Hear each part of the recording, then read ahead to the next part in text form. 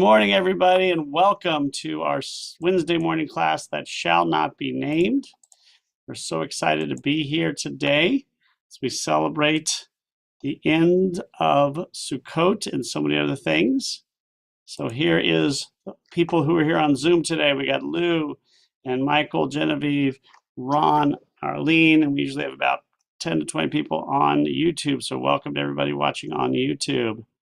We are going to go over the last of the holidays, which is Simchat Torah, Shmini Atzeret. But did anyone have any questions about other stuff beforehand? We've answered all the questions. Yes. All the questions. All the questions have been answered. So we talked about Rosh Hashanah and Yom Kippur and Sukkot. Sukkot obviously was the most important holiday in ancient world. Today it's probably Yom Kippur. But Sukkot is in many ways more than just a holiday. It is a series of holidays. And let's go back to the readings that we'll see from we read last time. And you can see what I mean by that. Let's see here. So I'll go on to, let's see. Sorry. I had a question. Sure. Why did Mary bring up Samuel last week? Does he have anything to do with Sukkot? Samuel has something to do with everything.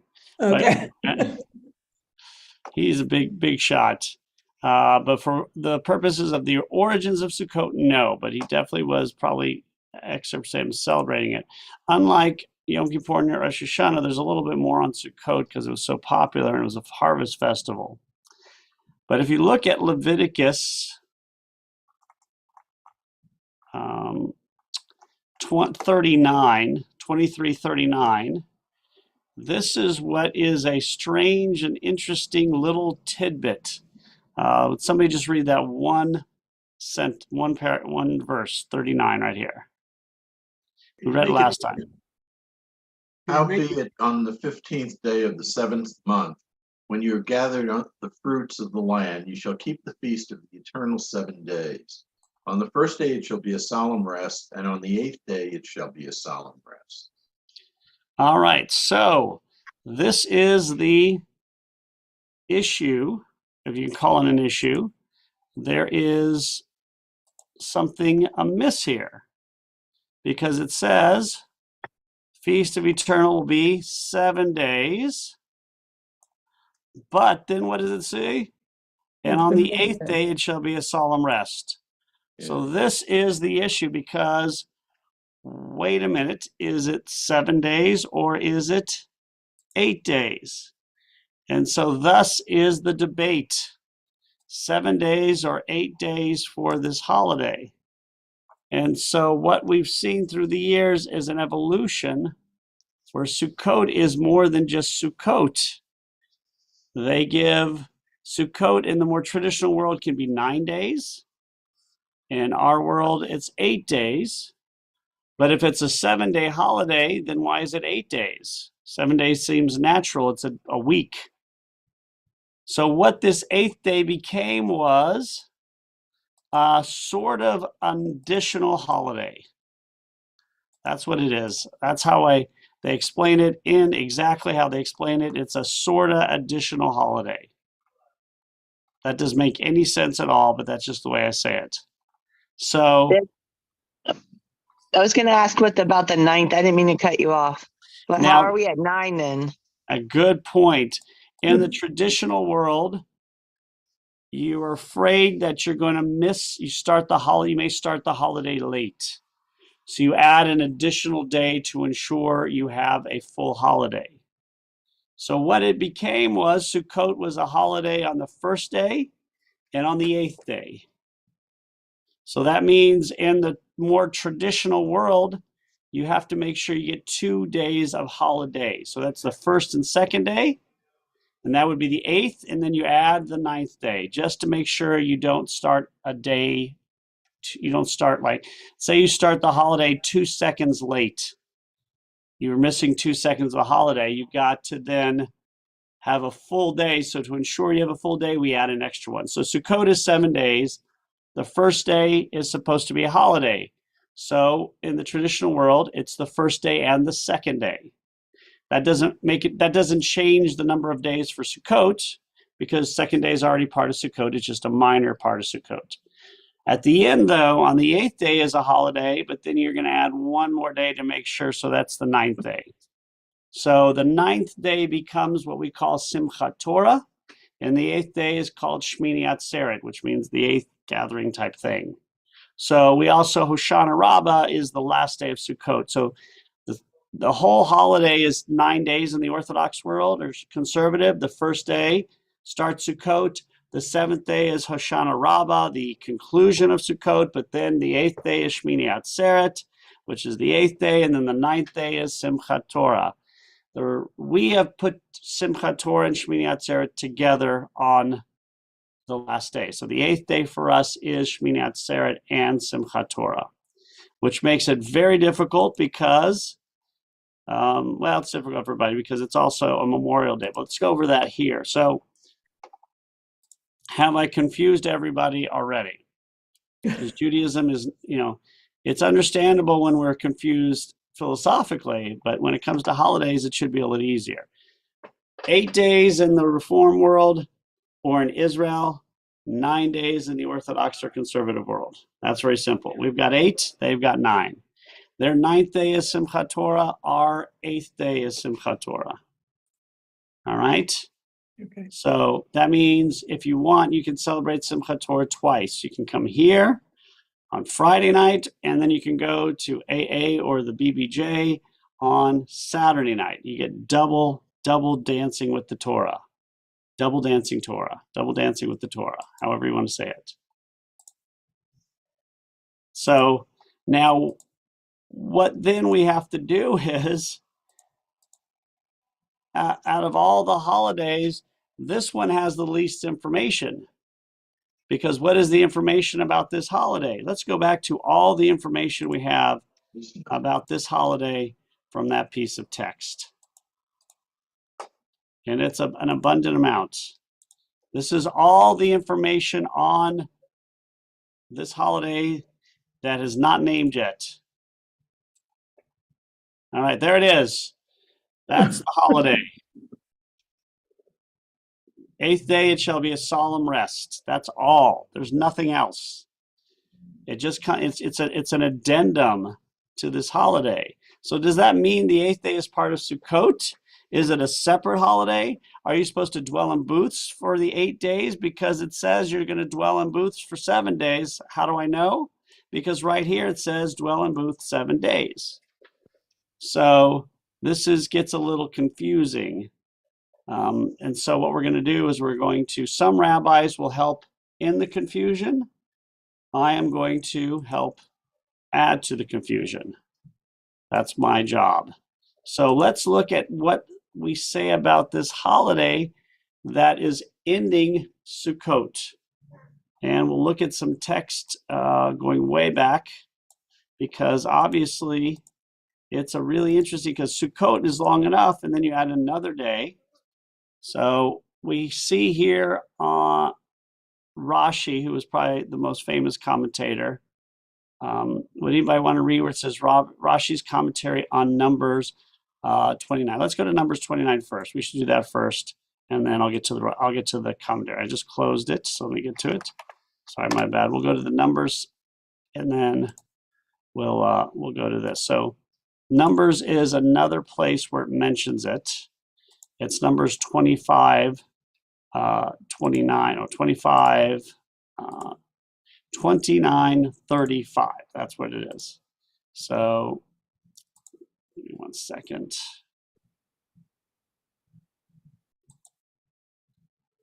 I'll put it back up. Sorry about that. I accidentally closed it. Okay, here we go.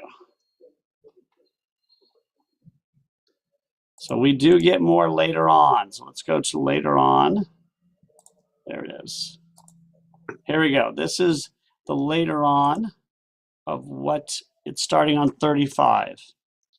Does anyone read 35 to 39? And I can't read. On the 8th day, you shall hold a solemn gathering. You shall not work at your occupations. you shall present a burnt offering, an offering by fire of pleasing odor, to one bull, It's really to God, and then one bull.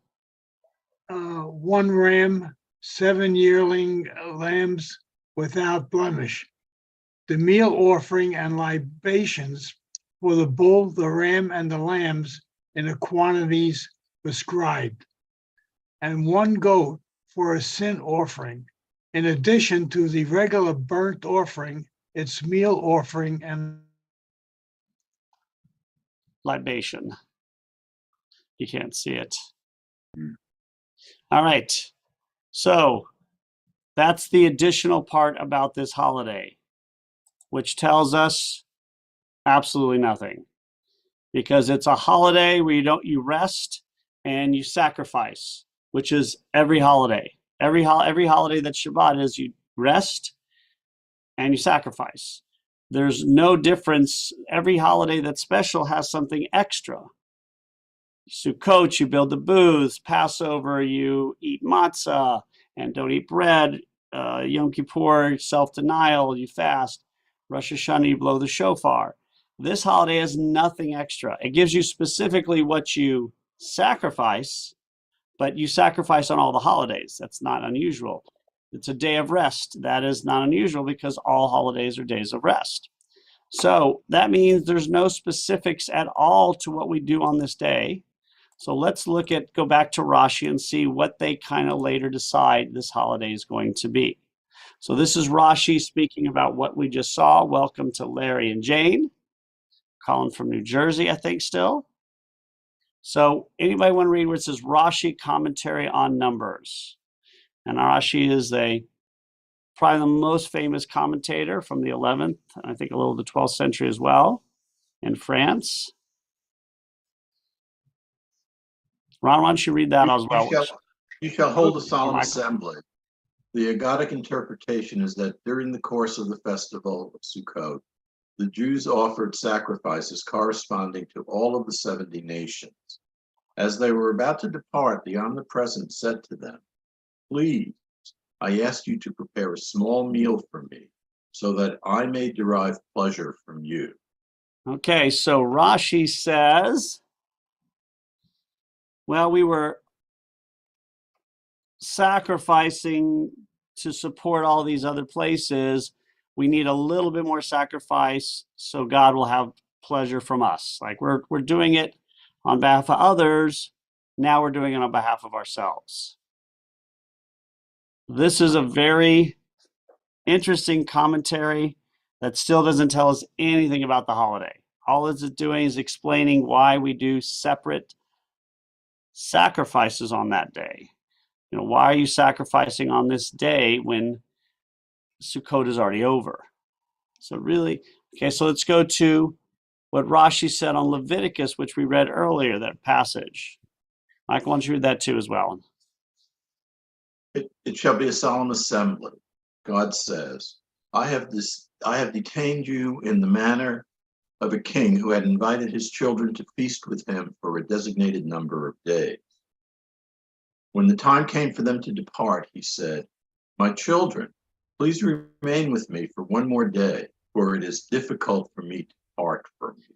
Okay, so now now this explains the previous one a little bit better. This holiday is basically, according to Rashi, what?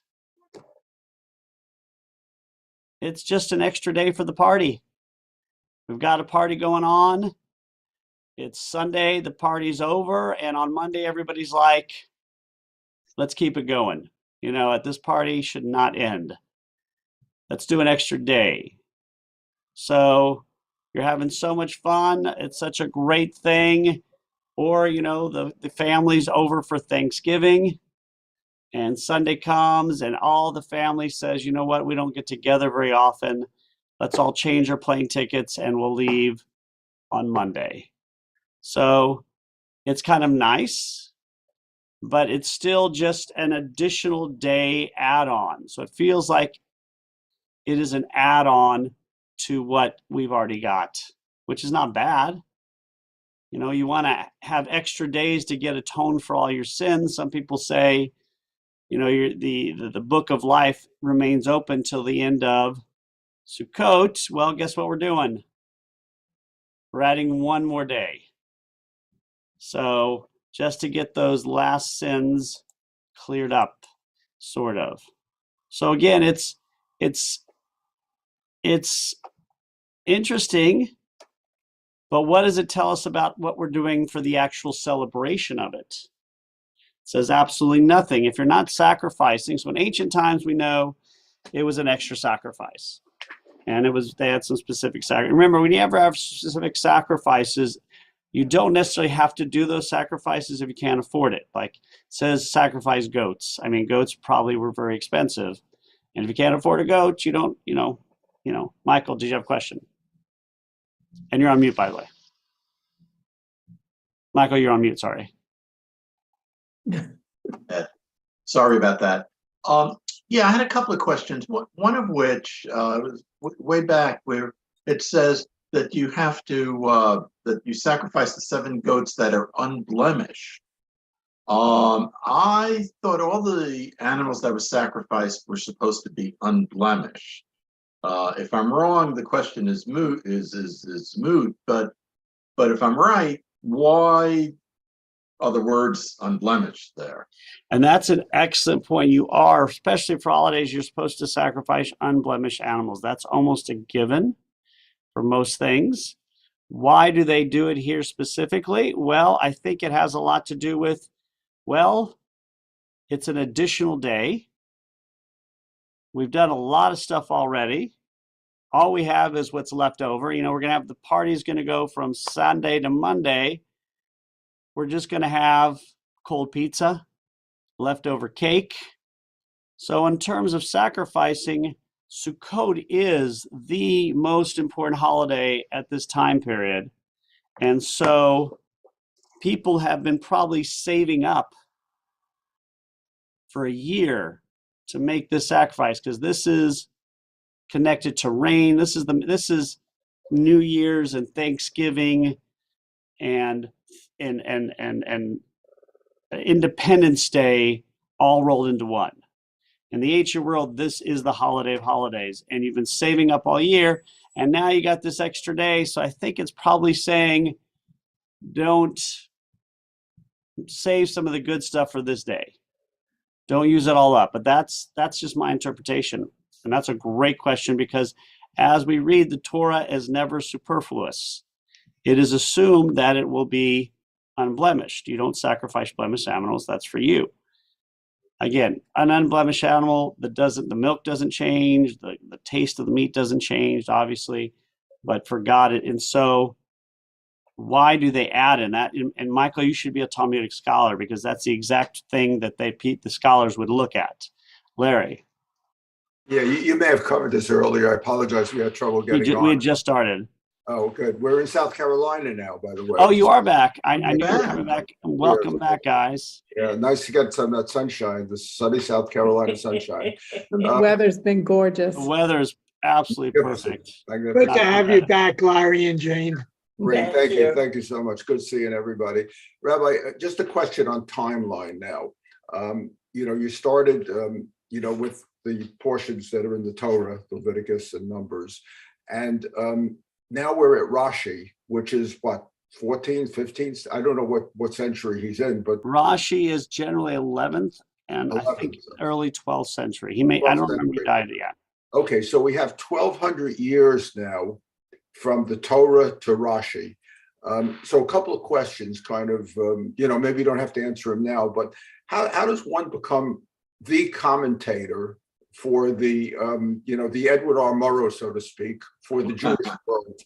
And why did it take 1,200 years now? And, when you see some of the Torah portions, and they're divided up into the great commentators, they have the central section and sections around them, how did those guys achieve prominence? Was there a Sanhedrin at the time? Was there a Jewish court? Or, how did a little guy in Spain, well, he's in France. France, you were a stranger. Yeah, because Spain would be normal.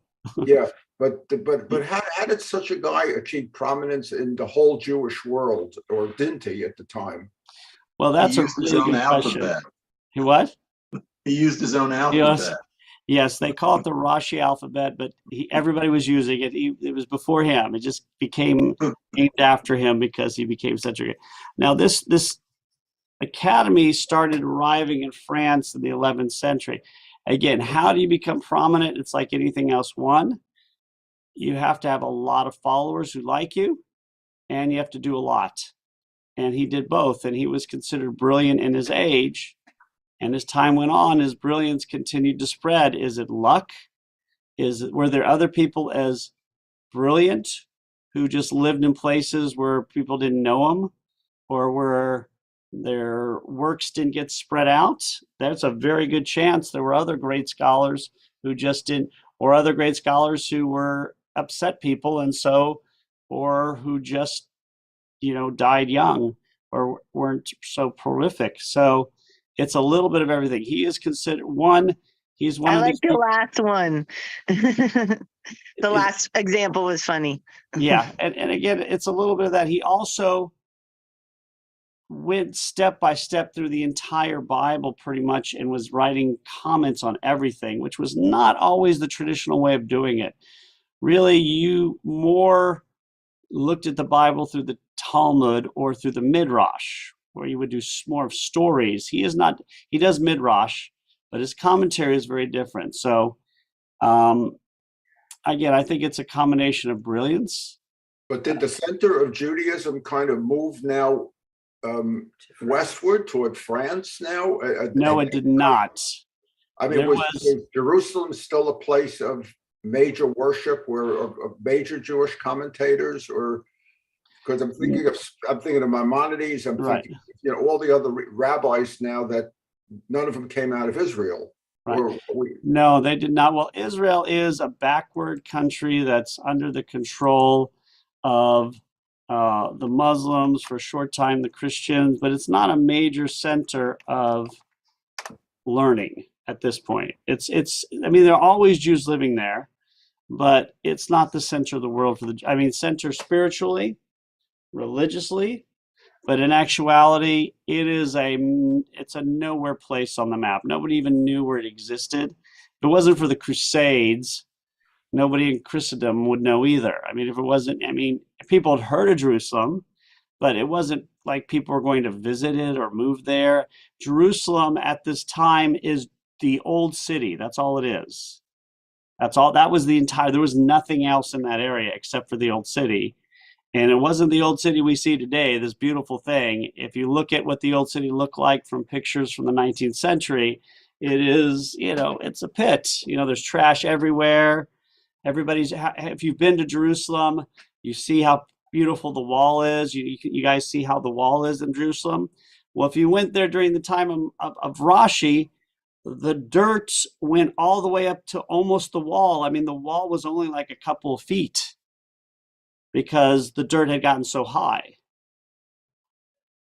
And you know how there's that big space in between the wall, and they have that whole section? Well, if you went to Israel back then, the wall was about the width of my office to the apartments lining up behind it. So you were going basically down this corridor, this dirty little corridor that was like a couple feet high. And on one side was this old wall, and on the other side was apartment complexes and businesses that went way up. So it was kind of like a tunnel almost. So it really was not the center of the world. So later on, there would be an upgrade in kind of mysticism, but it would not necessarily be centered in Jerusalem. Jerusalem had kind of been Jews were allowed there, but it was really off limits in many respects. So France is an interesting oddity that it did become a major source of learning earlier than it probably should have.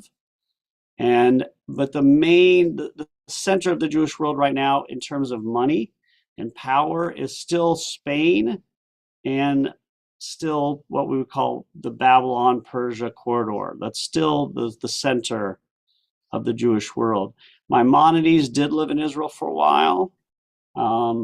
when there was some issues in Spain, they moved to Israel, but they eventually settled in Egypt because Egypt was a major center, whereas Israel was not. So it's really hard to be a center of Jewish learning if everybody is poor and if destitute and if it's not in a quarter, a major thoroughfare. So, no, Jerusalem was not a center of the Jewish world beyond spiritually at this time. France came and became a very big Jewish learning area. I think it's the south of France. I don't know France. I think it was the south or west of France where he lived, that area. So that was a peculiar anomaly. But what we have to see is Spain is where the money is. It's where the technology is. It's not maybe the center of the Jewish learning. It's the center of Jewish poetry. It's the center. It's kind of like America today. America is the wealthiest Jewish community in terms of professions. We're doing the best in terms of Jewish works of art, in terms of like the Talmud. Israel is probably the center a little bit more than us. I mean, but in terms of which country has the most power, Jewishly, it's still probably America and Jews here because we're just wealthier. Israel is close though. Ron. Question, you're talking about the wall and at one time how small it was. So apparently this is all man-made. So why is it so sacred, or did God command them to build that wall? Oh, let me explain. Sorry, Ron, I didn't make it clear. The wall was the same size it is today. There was just dirt on the ground, so the ground was much higher. But the wall, so when they took back the wall in 67, they dug. And that's why it's what it is. They kept digging down. They still do. Well, the wall is the only remaining remnant of what was the original temple, was a temple at the time. I think that's why Right. it's sacred, right? Okay, gotcha. Let me see if I can find some photos of it from So it's like the last remaining vestige or something, it's like if the Washington Monument collapsed, or the World Trade Center, Right. collapsed. And then, you put a monument up for it. That's what that wall is. right. And so here you go. This is when it's this is at the nicer part. Does everybody see this picture of it? Yeah, You see how there's this is all here and it's here. So it ends like right here. But you can see there's no women's section.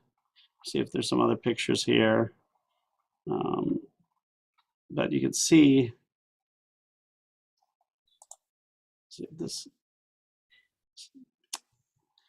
See how it is? That's all it is. And it actually becomes dirtier over time. But you can see there's a wall right here. So the whole space of walking is just this right here. That's the entire space. So this would be, 20 or 30 feet up right here now. Whereas Was there a particular time or incident that, people awakened to the fact that the wall was this important of a, I mean, it was always important, but we didn't control it. It was controlled by somebody else. So Right. they're not going to make it super nice for the Jews. but they went there to pray, didn't they? They were still able to pray there? At certain periods, yes, and at certain periods, no. It just depended when it was. Let's see if this is better. So you can see, well, maybe it's a little bit higher. I maybe exaggerate a little bit. This is one section, but there's other sections. I can't find the pictures where it's a little bit rinkier, dinkier. You can see here. So here you see, this may be a better view. So this is you see it now? This is the wall here, and there's stuff right here, and the whole wall is this little area right here. That's it. Or if you go now, we'll go to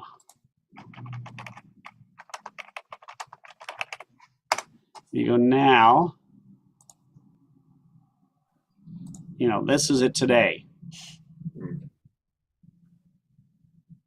So you can see the difference. This is how beautiful it is at night,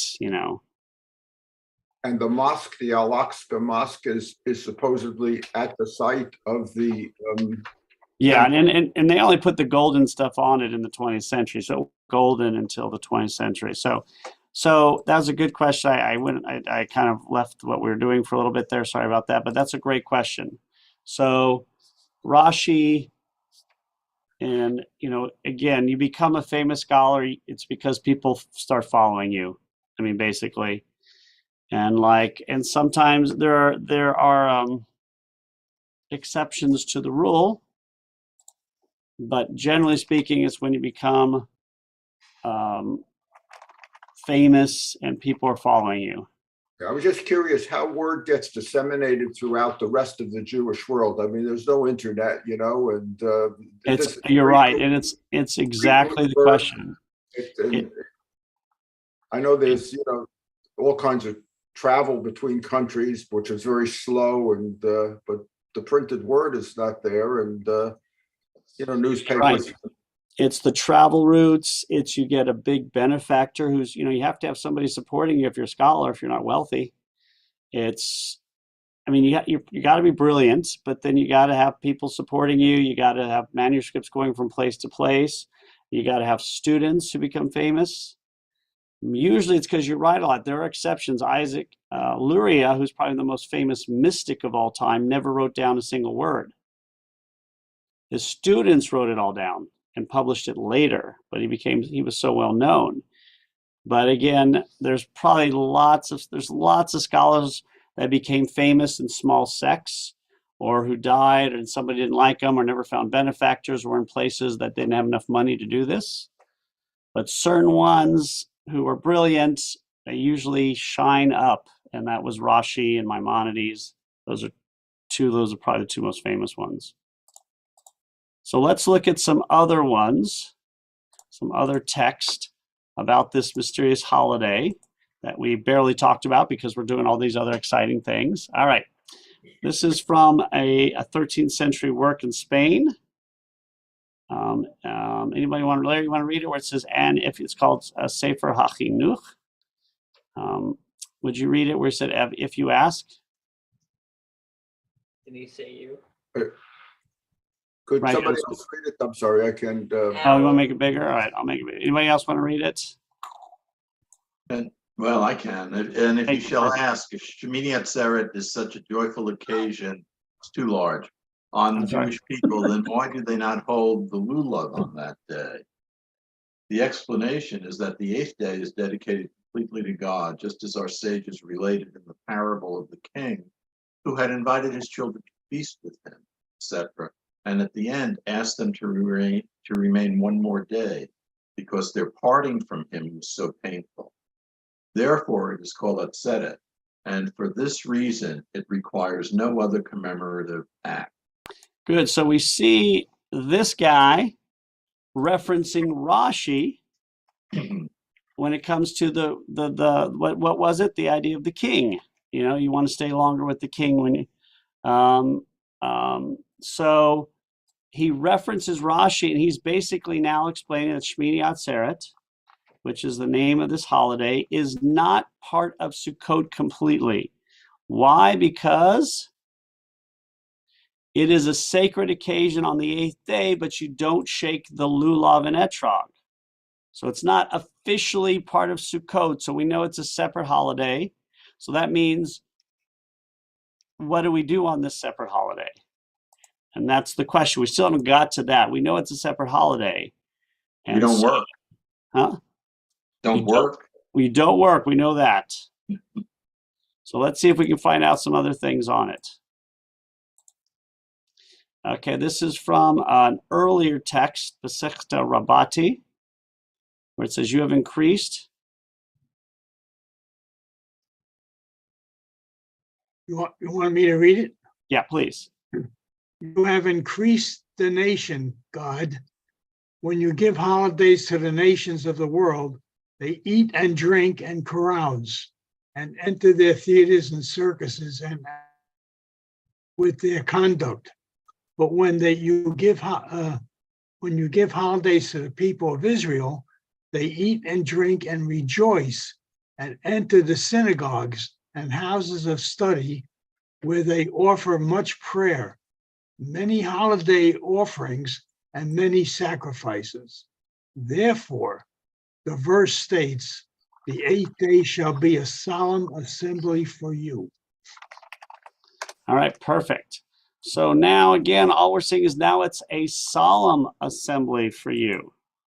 So this gives, you know, a little bit more of a, because really, Atzeret, which is not, you know, has come to really mean sacred occasion. That's basically what it means. So this is more of a solemn celebration, whereas, you know, shaking the lulav and doing all that is celebratory. So what we come to see is that this will be more of a sacred occasion as opposed to a party, our Jewish party.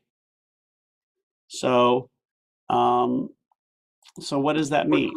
If you were to look at a holiday like Purim, for example, then that would have a different explanation as far Right. as carousing and enjoying and, Exactly, but being Purim's more not a like- major Purim's not a major holiday.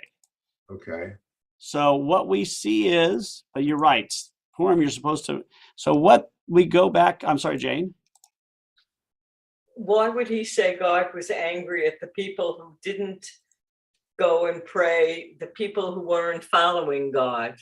It says, but when you give holidays or beforehand, when you give holidays to the nation of the world, they eat and drink and carouse and enter their theaters and circuses. Why would he say and anger you? Well, he's saying, this is from Isaiah, he's saying when these other places have celebrations for holidays, they have lewd behavior.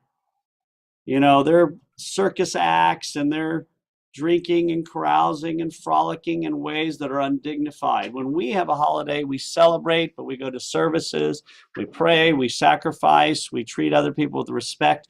The way we celebrate holidays is the right way. The way those other people do it is the wrong way, basically what they're saying. Just went to the circus on Sunday, by the way, very nice. So the really important part of this is this one line.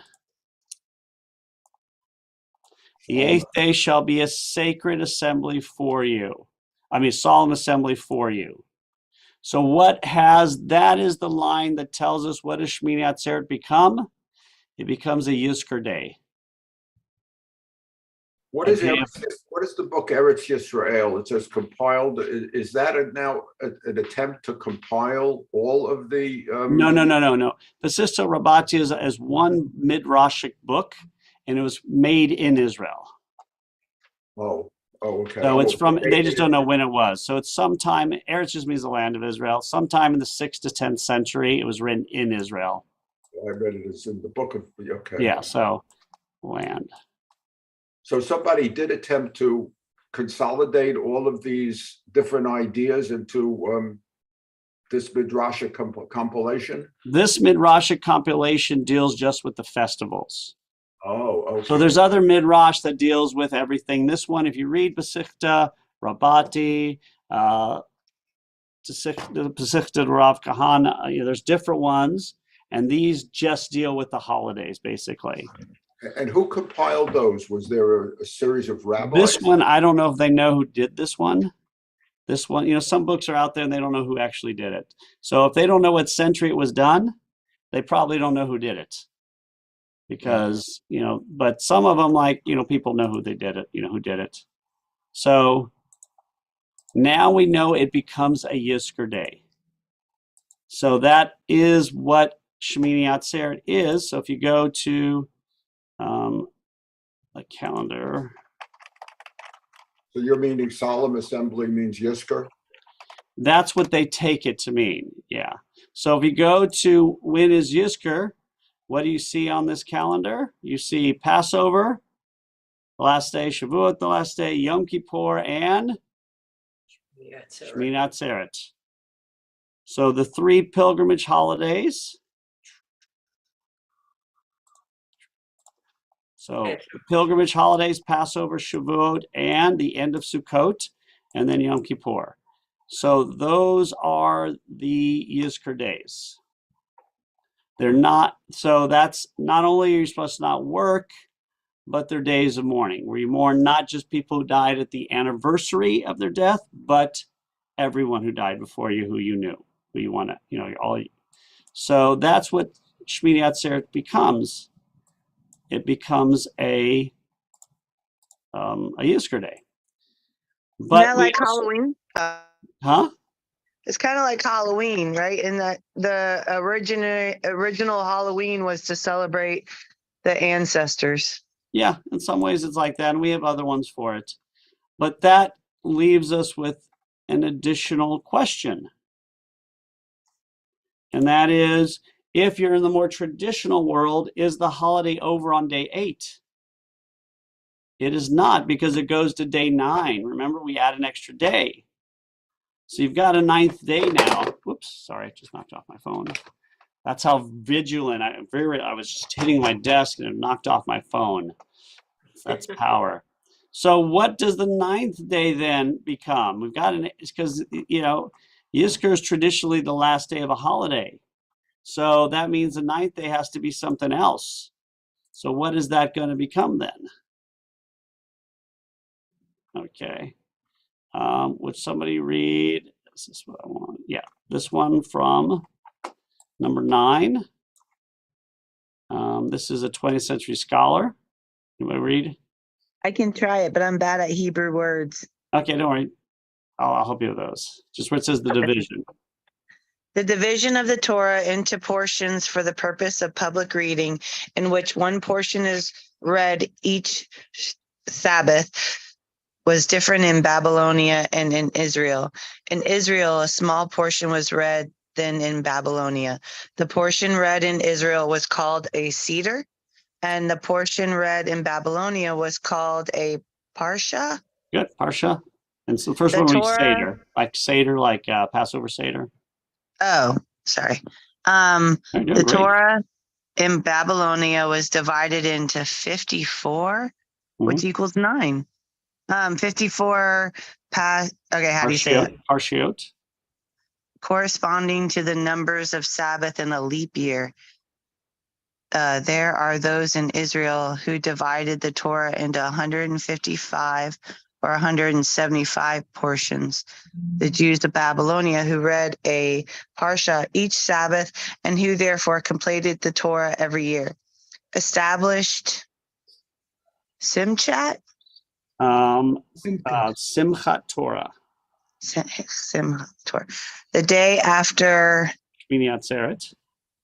as opposed to the Jews of Israel who read a Seder, which was shorter than a Parsha on each Sabbath, and would complete the Torah only once in 3 or 3.5 years. They would not celebrate Simchat Simchat Torah. Torah on a fixed day every year, but rather when it happened to be completed in synagogue. So I had to go to speech therapy class as a child, so reading publicly is hard for me. That was, I mean, you were reading in the English, beautiful, and there are a couple of difficult words in Hebrew, which is not your language. So no, that's not a big deal. So this is a little confusing, so I'm going to try and make it more so. According to this scholar, there were 2 ways of dividing Torah.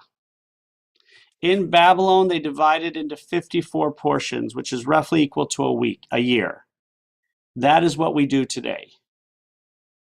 Every week, we read an entire portion. In Israel, the portions were smaller. So to get through the entire Torah, it would take about 3.5 years, 3 to 3.5 years. So in Babylon, they made Simchat Torah the finishing of the Torah cycle. And in Babylon, how long did that cycle take? 3 years. 1 year. So every year they finished reading the Torah at the same time on the Hebrew calendar. And so they'd have Simchat Torah.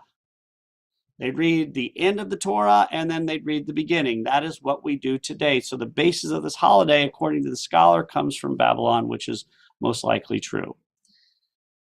In Israel, they couldn't have Simchat Torah every year because it took them 3.5 years or so to finish the Torah cycle. So they had Simchat Torah whenever they finished the Torah cycle. And it wasn't like exactly 3.5 years, it's like 3.25 years. So it, over time, there's no way to set it according exactly to a calendar. It wasn't May 15th every year.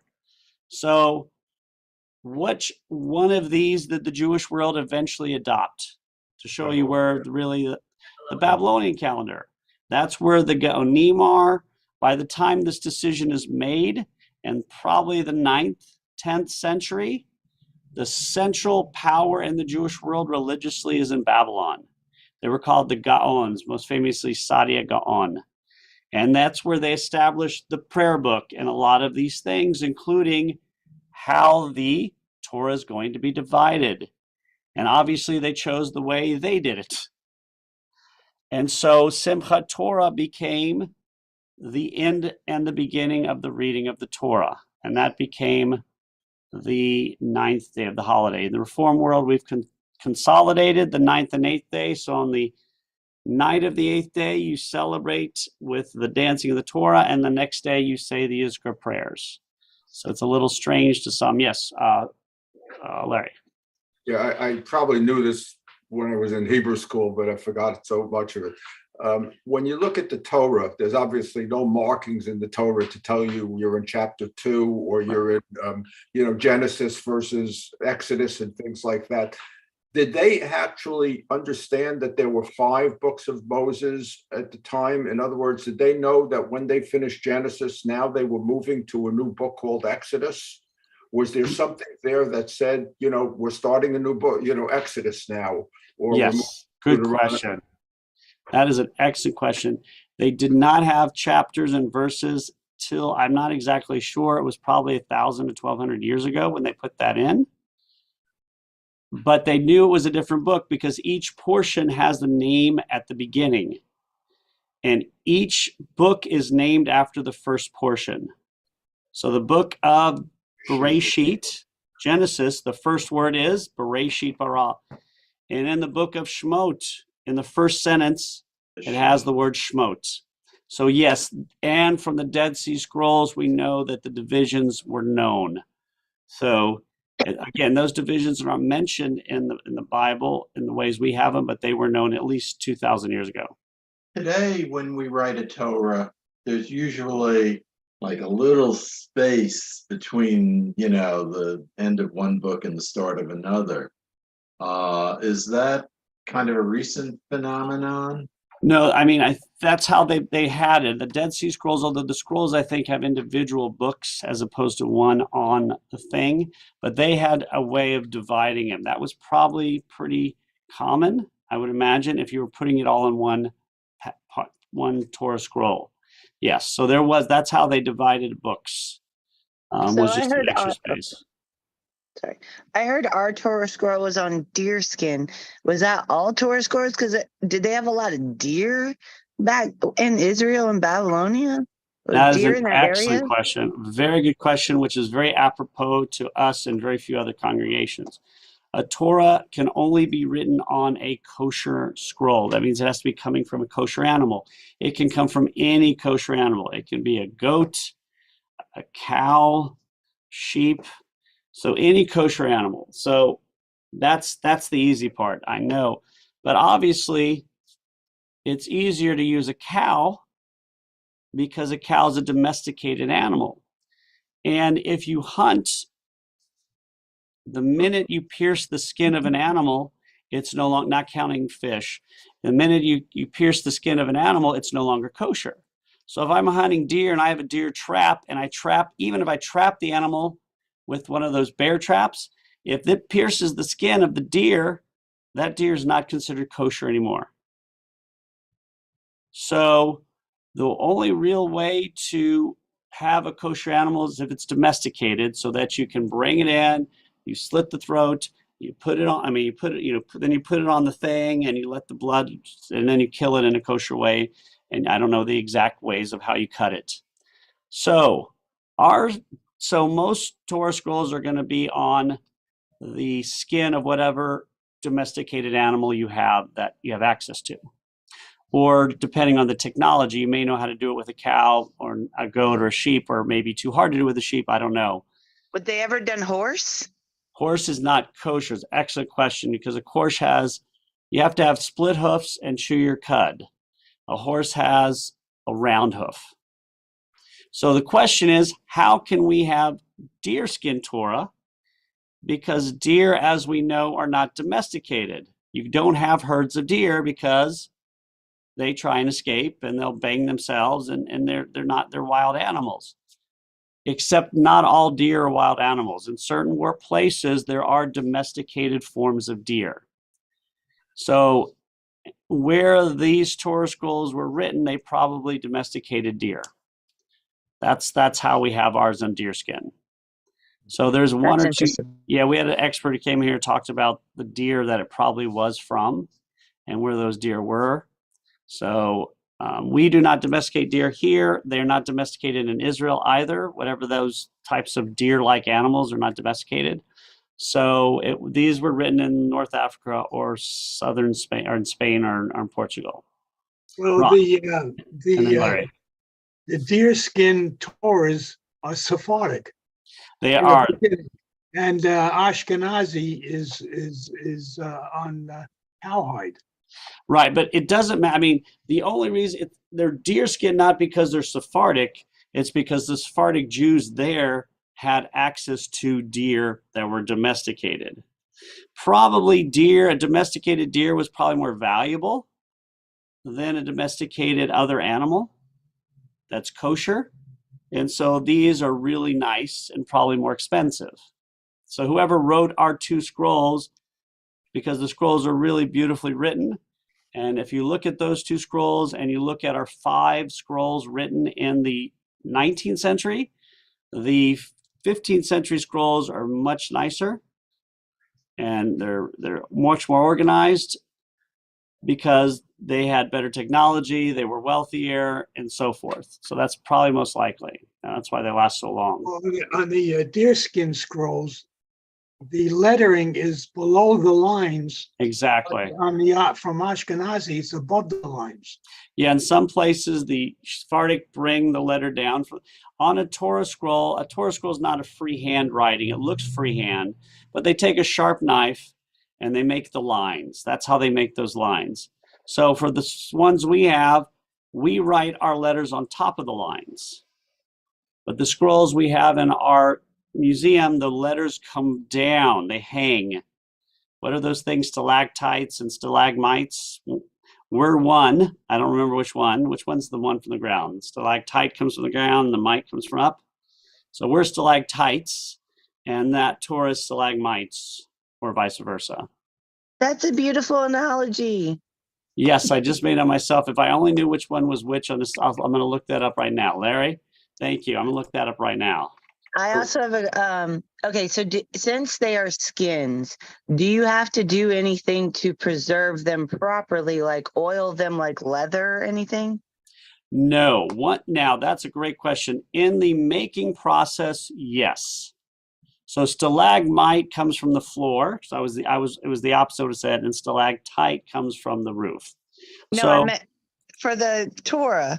yeah, I was answering a different Oh, question. sorry. No, once the Torah, there is a hiding process they do to create obviously you don't just cut off the skin and write on it.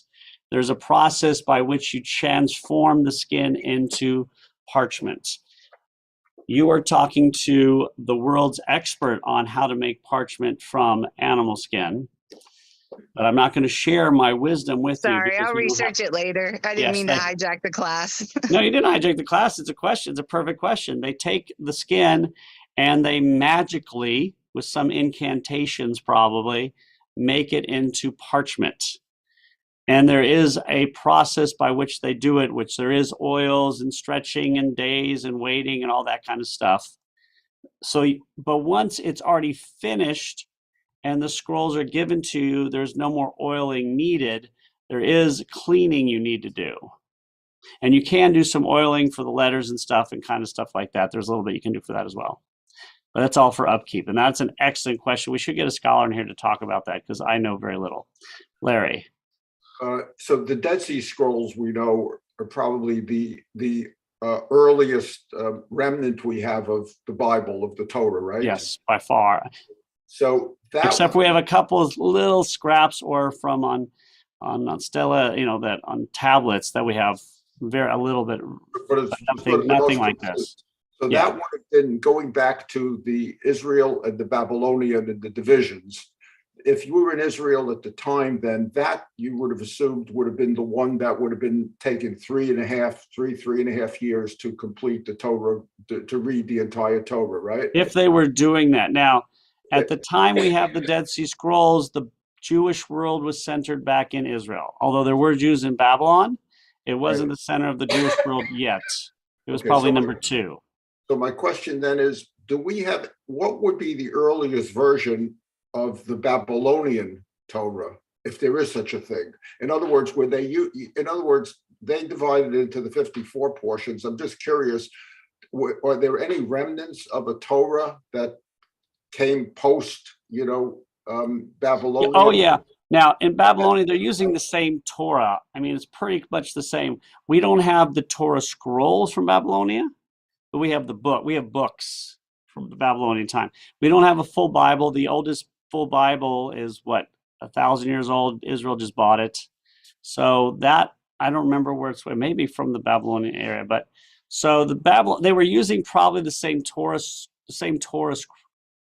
but they just divided differently, but the wording was probably the same. There may be subtle differences here and there, but by the 8th century, 9th century, what we have is the Torah is probably the same, because there's differences from the Dead Sea Scrolls, but they're not, it's not that great of the differences in most cases. And remember, the people we have the Dead Sea Scrolls from were a little Meshuggah. Yeah. These were, they were we're going to go wear robes and go live in the desert and die off and be away from the world and do weird things. So After this, the Dead Sea Scrolls, what is the most recent one that they would have? Let's say the Dead Sea Scrolls dates from 2,000 years ago. What would be the most the one that would be closest to it, that we have an exact copy, a printed copy of? Would you know? I don't understand the question. The oldest Dead Sea Scrolls go to the 1st century CE.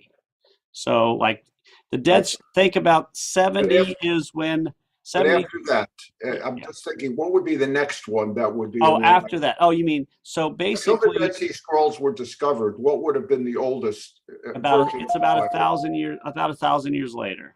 Wow. Okay. So the oldest Torah scrolls we have, obviously ours is one of the oldest in the world, if you're looking at Torah scrolls, but they do have biblical books. So we don't have the Torah on scroll, but we have it in book form. So the oldest book form of the Torah, of the Bible we have, is about 1,000 years. 1,000 That's years. Yeah, in fact, Israel just bought it. The Israel Museum just bought it 5 months ago. Literally just recently. So that's the oldest Bible we have in Hebrew. The oldest, though, that's why the Dead Sea Scrolls were so important. I'm not a historian, but if you're a historian, it's like inching. You inch back years, But all of a sudden, like that, in the snap of a finger, we can prove definitively, 1,000 years ago, if you were a naysayer, you could say Jews did not have the Bible. There was no Bible in Hebrew 1,000 years ago. And Jews would say, yes, there was. And then they would say, prove it. And we would say, we can't. The Dead Sea Scrolls proves without a doubt that the entire Bible, except for the book of Esther, although we assume the book of Esther was written by it then, we just don't have a copy of it. The entire Bible for sure was written in Hebrew by the year 0. We know year 0, probably even earlier actually, every book of the Bible we have in Hebrew form. So we can prove the Bible going back in Hebrew 2,000 years ago. That was not the case 100 years ago. So it was a giant leap in moving back history or evidence of history 1,000 years, which is just, I think historians say that doesn't usually happen.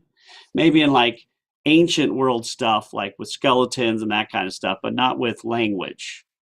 You don't usually find something. It's like, I'm going to find, a Microsoft Word book from the year 1000. I mean, that just doesn't happen. So it did happen because of these really strange people who got probably killed off by the Romans. So this is where so you can also see the Dead Sea Scrolls when you go to Israel. And for how long, we'll see. There's some hints that they may be taking it down because there may be some damage to them. But they have found every piece of every scroll except for one. They found, I think, almost the entire book of Isaiah, which is one of the longer books. So, all right. And it's not exactly the same, but it's pretty close. Now, did the books evolve over time, or did these people in the desert make certain alterations to fit their needs? That's the question that they always debate, and I'm not a scholar in that. So for instance, and I mentioned during high holidays, the oldest, now Yom Kippur is mentioned, we've already seen in the Torah, but there's no evidence of it being celebrated. Like they talk about Sukkot and harvest, but in the Bible, you don't see Yom Kippur being celebrated. You hear the horn, being blown for things. So the oldest evidence of Yom Kippur comes from the Dead Sea Scrolls, from these strange people. And it is a scroll about Yom Kippur. And the scroll is the evil high priest, the evil and corrupt high priest came down to us and told us we're celebrating Yom Kippur on the wrong day. And if we don't start celebrating it on the right day, there will be consequences. We know that he was wrong. So what is the only evidence of Yom Kippur being celebrated? I reiterate, the only evidence of Yom Kippur being celebrated is two groups of Jews arguing on which day Yom Kippur should be celebrated. That's the only evidence. Not what they were doing, just that they're arguing over which day it is. So yes, arguing is a long-standing tradition in Judaism. Jane, and we'll finish with that. Rabbi, when did Moses live? No one knows for sure. There's a lot of debate. Generally 13th century or 14th century. Some would say even earlier. Some say 15th century. But generally probably 1300s, 1200s, somewhere in there. BCE, before the Christian era. BCE, yeah. Okay, so he did not read the Torah. Well, he would have had, that's a big debate. No, well, how? He brought it down from the mountain, right? Did he bring the whole thing down from the No, Torah? I don't mean that. The Torah Like, finishes with his it death. says in the Torah he's not going to enter. I mean, if he's read it, why was it such a surprise? Yeah, that's a good point. That's a good point. So Moses, more traditionally people would say Moses knew the entire Bible or Torah because God told him, or he knew the entire Torah until the last paragraph, which is the paragraph of his death. So that's a theological debate. We can do that next week. So but that one will take a long time. It always surprises me though, because Why don't we do that? Why don't we do that next week? We'll do the who wrote the Bible. Let's do that next week. And we'll talk about the different viewpoints as to how the Bible was written. And there's a great book on it called Who Wrote the Bible? Really interesting. So we'll do that next week. So next week we'll be studying Who Wrote the Bible. Again, Hag Sameach to everyone. We wish everyone all the best for the end of the holiday season. So great to see Larry and Jane back in town. And everyone watching on YouTube, we'll see you next week. This weekend, Simchat Torah is Friday night. We will do some Yizkor prayers on Saturday, but there's a bat mitzvah. They really wanted that date. So it's on a Saturday, so it's beautiful for them. And we'll do the Yizkor prayers at the very end. So everybody have a good week, and we'll see you next week on the Wednesday class that shall not be named. Bye-bye, everybody. Bye, guys. Oh, stay well.